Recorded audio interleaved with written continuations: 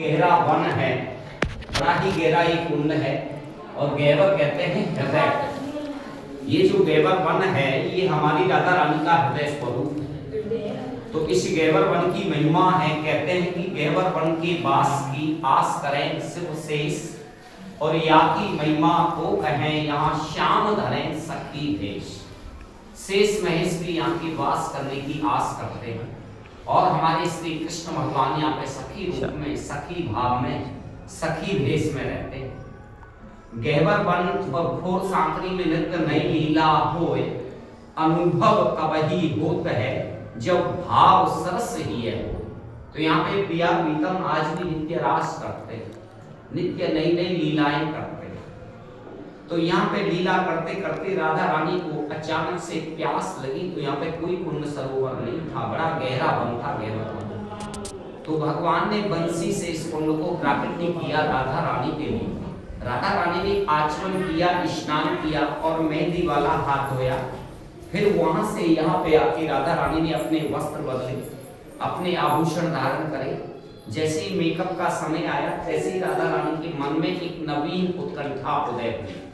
हमारी राधा रानी कन्हैया से बोली कि हे प्यारे प्रीतम, आज मेरे मन में एक नवीन उत्कंठा उदय हुई।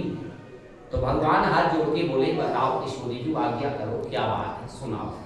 तो राधा रानी कहती है कि हे प्यारे, आपकी मैया रोजाना आपका श्रृंगार करती है और मेरी मैया रोजाना मेरा श्रृंगार करती है। आज मेरा मन ऐसा है कि मैं आपका श्रृंगार करूं और आप मेरा श्रृंगार करें। ये द्वापर युग की बात है, राधा रानी के समय की, इसी जगह की, इसी सिंहासन गहवर वन। तो यहाँ पे हमारी प्रियाजू ने लालजू का श्रृंगार किया, लालजू ने हमारी प्रियाजू का श्रृंगार किया। जब परस्पर पूर्ण श्रृंगार हो गया तो हमारी प्रियाजू ने पूछ लिया कि तेरो मुख नीको की मेरो श्याम प्यारे। नीको मतलब अच्छो सुंदर। हे प्यारे प्रीतम, आपको मुख कमल सुंदर लग रहा है कि मेरो मुख कमल सुंदर लग रहा है। तो भगवान हाथ जोड़ के बोले, श्यामाजू आपको मुख कमल बहुत सुंदर लग रहा है, आप बहुत सुंदर लग रही हो। तो राधा रानी जिद कर गई कि मैं बहुत सुंदर लग रही हूँ, तो कितनी सुंदर लग रही हूँ, कोई उपमा देके बताओ।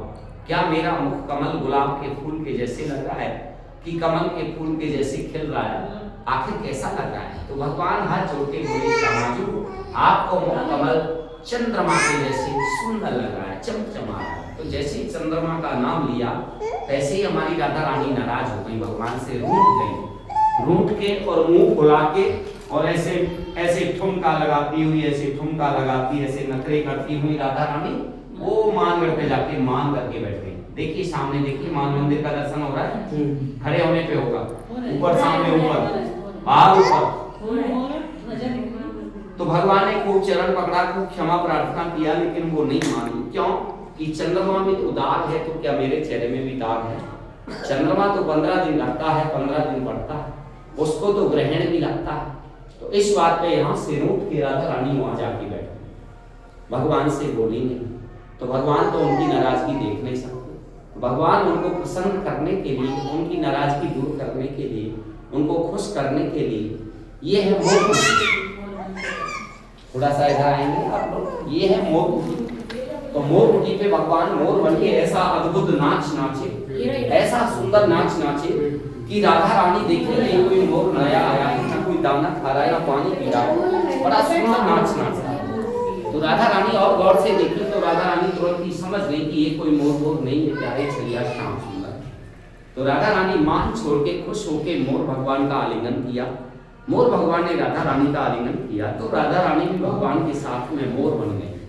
और जो अन्य सखियां थी, कोई कोयल, कोई पपिया, कोई मैना, ऐसे करके सब सखियों ने भी पक्षियों का रूप धारण किया। तो यहाँ पे भगवान ने मोर लीला।